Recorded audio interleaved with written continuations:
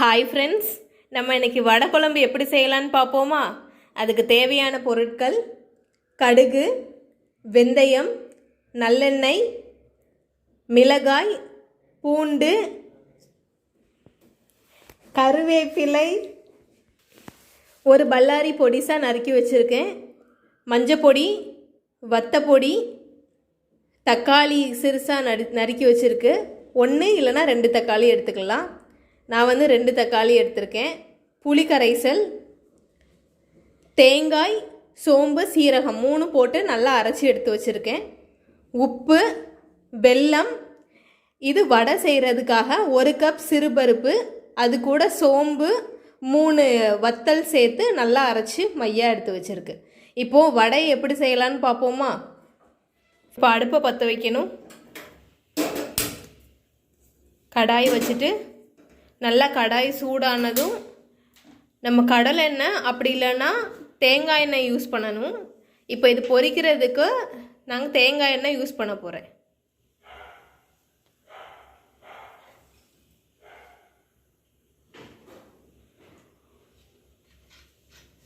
So நிறைய பொரிக்கணுங்கிறதுனால நான் கொஞ்சம் நிறைய எண்ணெய் எடுத்துக்கிட்டேன்.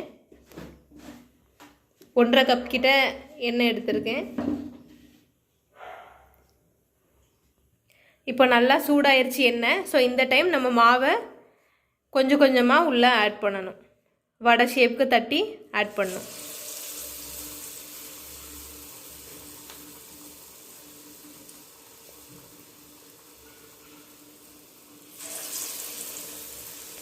இந்த வடை குழம்புக்கு மாவை அவிச்சும் எடுத்துக்கலாம். நம்ம பொரித்து குழம்புல சேர்க்க போகிறோம்.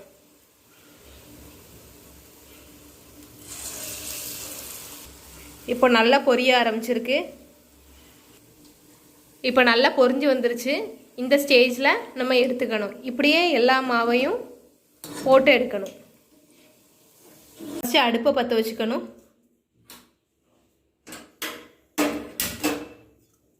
கடாய் வச்சுட்டு நல்லா கடாய் சூடானதும் நம்ம ஆல்ரெடி எடுத்து வச்சுருக்க நல்லெண்ணெயை ஊற்றணும். நல்லா சட்டி காஞ்சிருச்சு.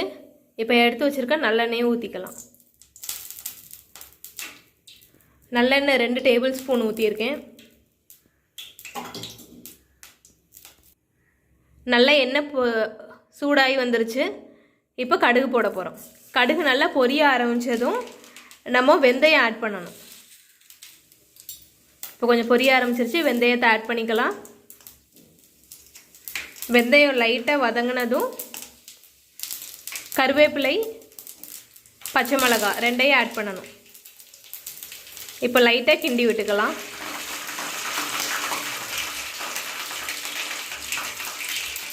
இப்போ பூண்டு ஆட் பண்ணிக்கலாம். ஆல்ரெடி நம்ம பூண்டு 10 பல்கிட்ட எடுத்து நறுக்கி வச்சுருக்கோம். அதை ஃபுல்லாக ஆட் பண்ணிக்கலாம். ஆட் பண்ணி கொஞ்சம் நல்லா பூண்டு வதங்கணும். இப்போ பூண்டு நல்லா வதங்கிருச்சு. நம்ம எடுத்து கட் பண்ணி வச்சுருக்க ஆனியன் சேர்த்துக்கலாம். 1 பல்லாரியை நல்லா பொடிசாக கட் பண்ணி வச்சுருக்கேன். அதை சேர்த்து நல்லா வதக்கி விடணும். இப்போ நல்லா வதங்கி வந்துருச்சு. இதே மாதிரி வதங்கினதும் நம்ம கட் பண்ணி வச்சுருக்க தக்காளியை ஆட் பண்ணிக்கலாம்.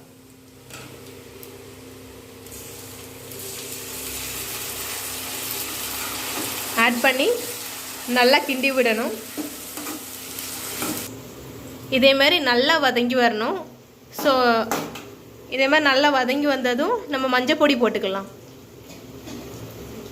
மஞ்சப்பொடி 1 ஸ்பூன். 2வது வத்தல் பொடி போடணும். வத்தல் பொடி 2 ஸ்பூன். தேவையான அளவு உப்பு ஆட் பண்ணிக்கணும். நான் 1 ஸ்பூன் உப்பு ஆட் பண்ணியிருக்கேன். இப்போ நல்லா மிக்ஸ் ஆகிற அளவுக்கு கிண்டி விட்டுக்கலாம். இப்போ நல்லா மிக்ஸ் ஆனதும் புளி கரைசலை அதில் ஆட் பண்ணிக்கலாம். புளி கரைசல் ஆட் பண்ணதும் நல்லா ஒரு கொதி கொதிக்கணும். அது வரை வெயிட் பண்ணலாம். இப்போ நல்லா ஒரு கொதி வந்துருச்சு. இப்போ தண்ணி ஆட் பண்ணிக்கலாம். 2 பெரிய கிளாஸ்க்கு நான் தண்ணி எடுத்து வச்சுருக்கேன். ஆட் பண்ணி நல்லா கிண்டி விடணும். குழம்பு இப்போ நல்லா வற்றி வந்துருச்சு.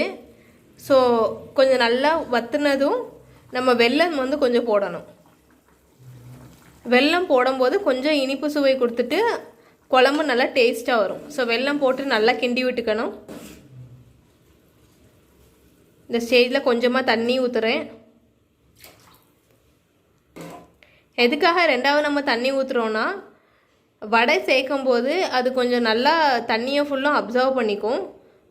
ஸோ குழம்பு வந்து ரொம்ப கட்டியாயிரும்.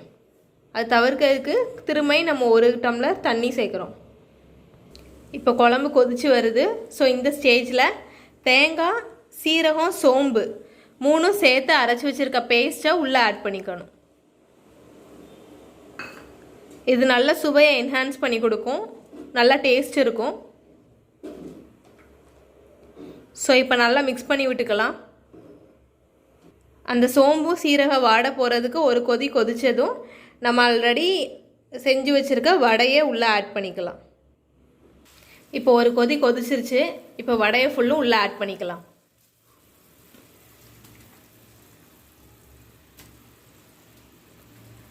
வடையை பொரிச்சு எடுக்கும்போது லைட்டாக பொரிச்சு எடுத்தால் போதும்.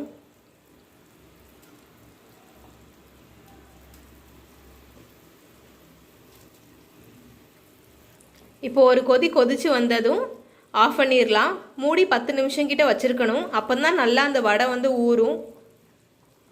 அதுக்கப்புறம் நம்ம சர்வ் பண்ணிக்கலாம். ஓகே, இப்போ நல்லா கொதிச்சு வந்துருச்சு. இந்த ஸ்டேஜில் நம்ம ஸ்டவ்வை ஆஃப் பண்ணிக்கலாம். ஸோ சுவையான வடை குழம்பு ரெடி. இதை கண்டிப்பாக உங்கள் வீட்டில் ட்ரை பண்ணுங்கள். எல்லாருக்கும் ரொம்ப பிடிக்கும். மறக்காமல் நம்ம சேனலை லைக் பண்ணுங்கள், சப்ஸ்கிரைப் பண்ணுங்கள் அண்ட் பெல் ஐக்கானை கிளிக் பண்ணுங்கள். தேங்க்யூ ஸோ மச் ஃபார் வாட்சிங்.